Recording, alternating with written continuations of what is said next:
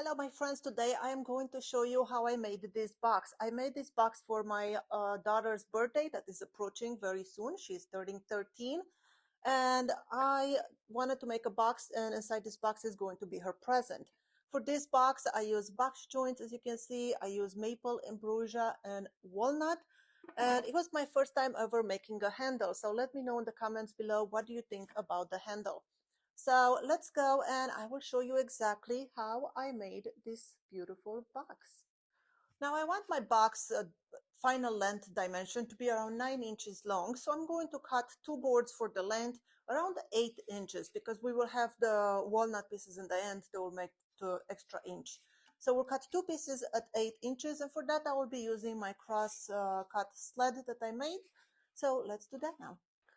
Of course, I forgot to push the record button on my phone, but here it is. I cut the two long edges. Those are the same size now. I use a stop block on my crosscut sled, and I will be cutting the sides. The sides, I want them to be around 5 inches long, so we'll cut them at 4 inches.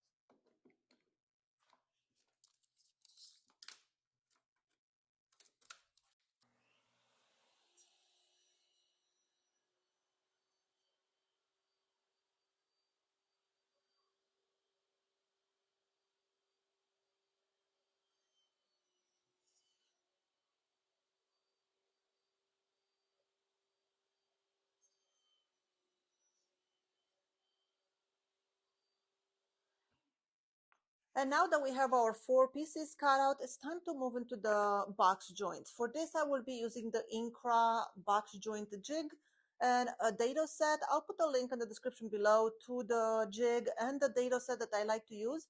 The one that I use has 2 blades, and if you put them one way, you'll get a 1/4 inch box joint, and if you put it the other way, like opposite direction, you'll get 3/8 of an inch. So we'll be using the 3/8 of an inch setting today.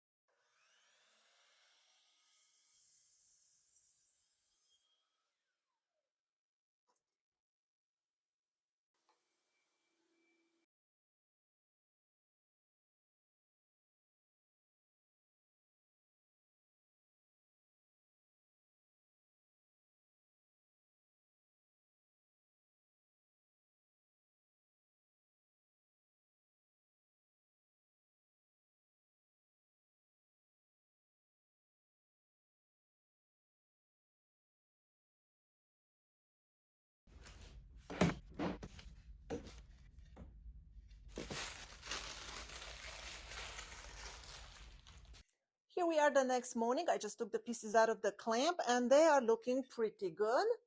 Now it's time to sand it. I will be sanding this from 80 grit all the way to 150, and I'll be using my 3M sander. This is an amazing little sander. I absolutely love it. I'll leave the link to this one and everything I use in this video in the description below. Why 150 and not 220? Well, it's because I'm not sure what kind of finish I will put on this box when it's all done. And some finishes like Rubio Monocoat, it recommends that you do not go over 150 or 180. So I will keep it to 150 for now. And then when we do our final sanding, when the box is already all done, then we decide what grit we go to and what kind of finish we apply.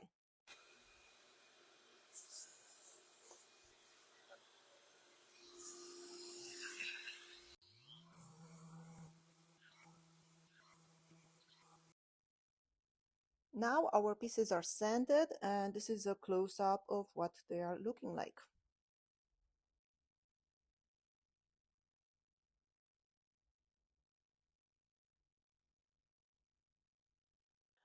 And now it's time to cut the miters. For that, I'll be using this digital level box to make sure my blade is angled exactly at 45 degrees. And we'll cut 45 degrees on each end of all four sides.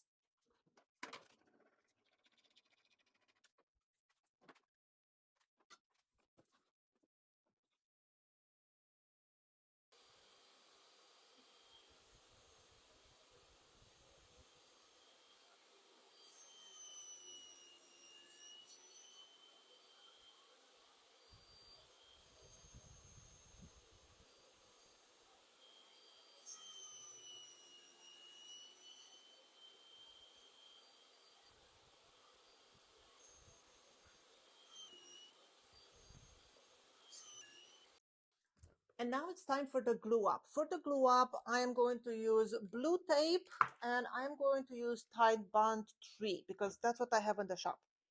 So first I'm gonna flip all my pieces upside down, put them next to each other just like that.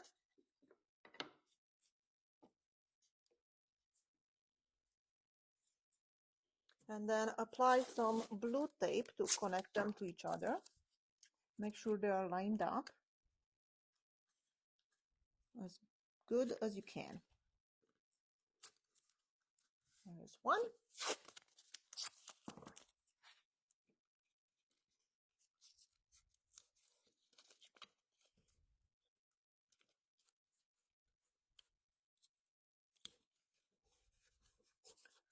And there's my second one.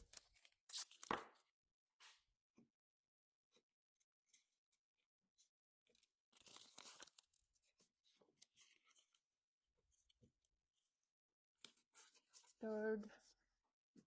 And then, of course, we will need glue over here that will connect to the other end.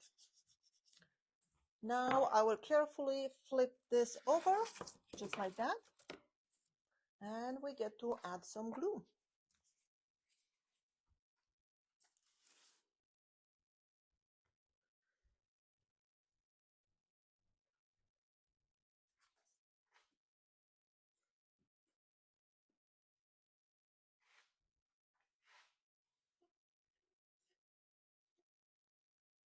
And don't forget the end.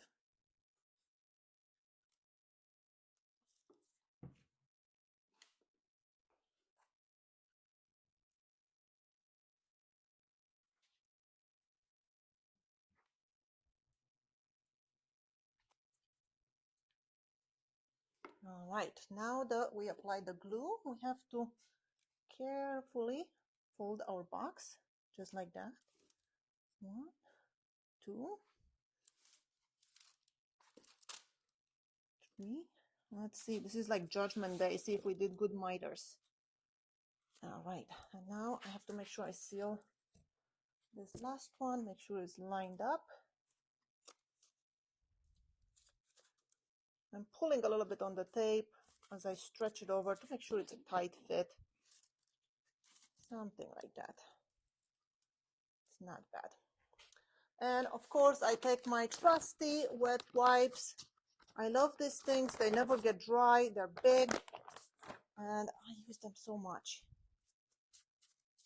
This is the time to really clean the glue from inside joints too, because once that dry, that'll be a lot harder to reach in there. I'm just checking my miters, make sure it looks good. I got some glue on my bench, and I'm cleaning the glue from the inside. Now I know some people use straws to clean the glue from the corners. What I like to use, let me see if I can find one right now.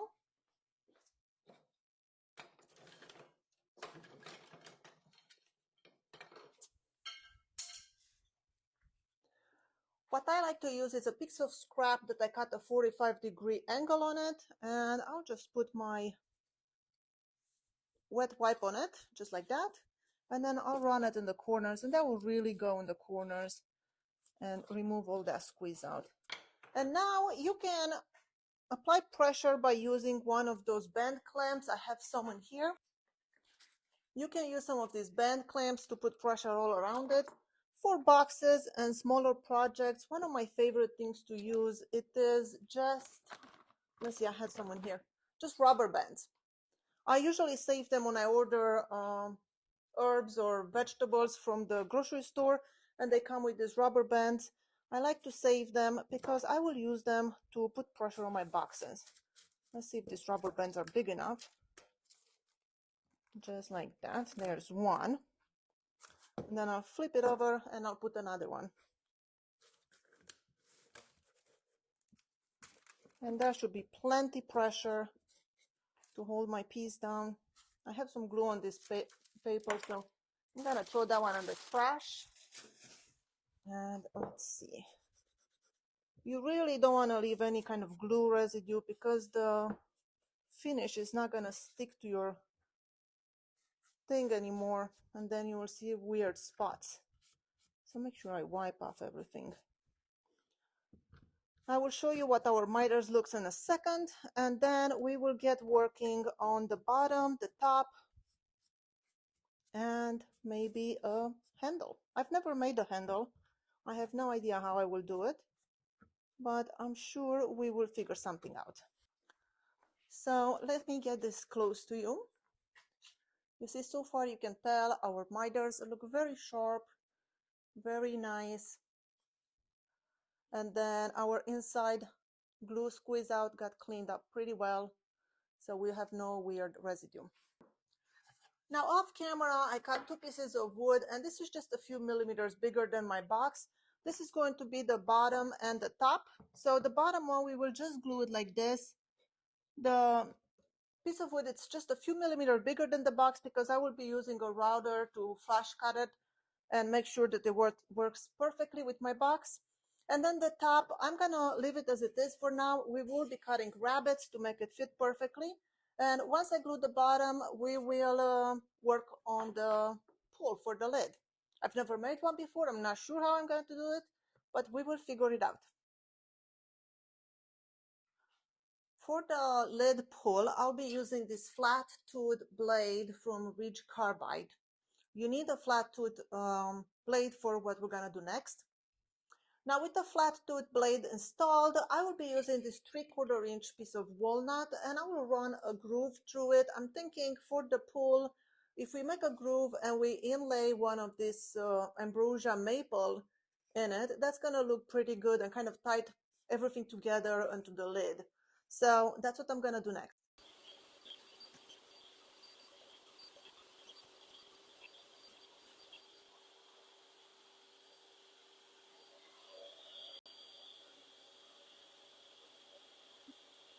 Now our piece is cut and it fits perfectly in here. I did cut it where the maple is just a little bit proud, just by less than a millimeter. That way I can sand it down and be completely flush. And I'll be gluing it in place with some wood glue, a combination of wood glue and CA glue, just because, well, I don't want to have to wait too long. I want to keep working on it. So that's what I will be doing now. Now, just because I am not so patient, I made another one. The one that we did was right here, but I made another one with just CA glue, just so it's faster and we don't have to wait too long for it. And I'm going to show you, you see, I have a little bit of gap in there. I cut the groove a little bit too wide. So I'm going to show you how I fix that. I use a little bit of glue, just wood glue, and I will run some right on the cracks. I only have one crack, but I'm going to put some on the other side too, just so I can show you. So I put some glue into the cracks. I'm going to rub it in just so the glue kind of goes into the crack, just like that. And then I'll be using a orbital sander or anything you can do. Hand sanding, it doesn't matter. I'm going to use my DeWalt because I hate this sander and it's not so great, so I don't care about it. And I'll use a used, kind of just beat up sanding paper that I don't care about because it will get ruined, it will get glue in it. And I'm going to sand this with the glue in, and the dust that is going to be created by the sanding paper is going to go in the cracks and it's going to mix in with that glue, and that is just going to seal those gaps. So that's what I will be doing now.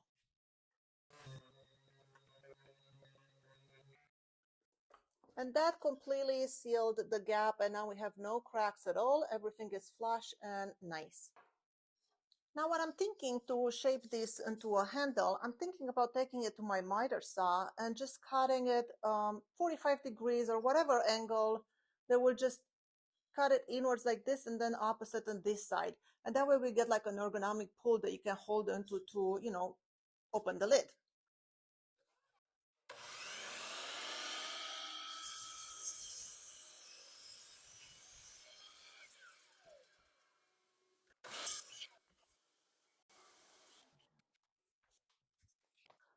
So I ended up with going with around 20-degree angle to cut this pool, and I think that was even a little bit too steep. I think 15 degrees would have been better.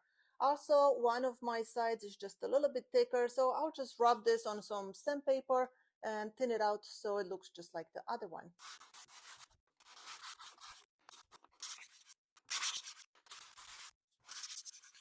I give it a little bit of sanding, even out those edges, and now I will cut it to size, and then I'm gonna use just a pad, a sanding pad, and just round out, smooth a little bit the edges so it's not too sharp when you grab it. Now I smoothen the edges so it's not sharp when you grab it, and rounded the corner just a little bit. I left this one flat because this is how we're gonna glue it onto the lid.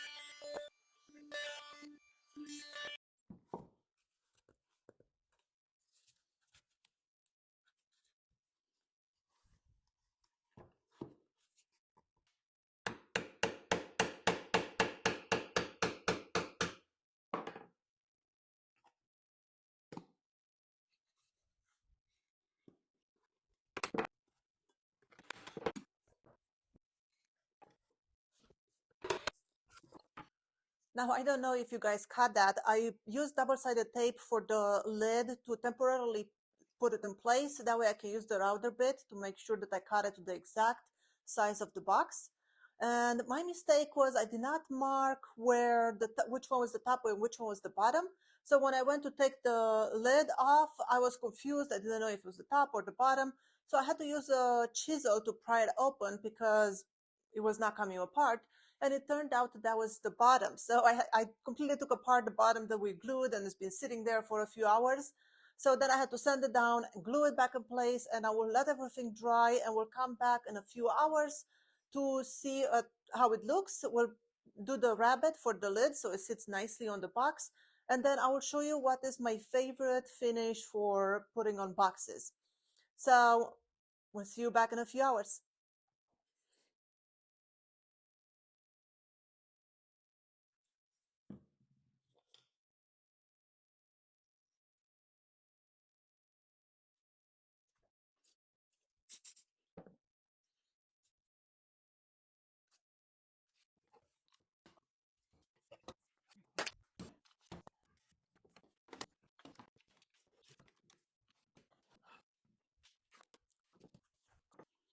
Now here is our box completed. I will give you a close-up in a second and then we'll apply the finish. I already went ahead and rabbited the lid. So let me show you close-up. This is how our box is looking. I do have a little bit of gap in here, just a tiny little bit from where I used the chisel to pry open the top. And I kind of dented the, box part. But all in all, this is what it's looking like. And we'll get into applying the finish.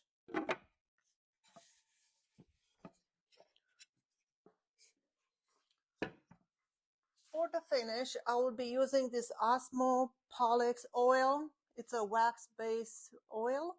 So that's why I will be applying it. And I'm just going to use one of these little white foam applicators. And of course, I'll be using gloves.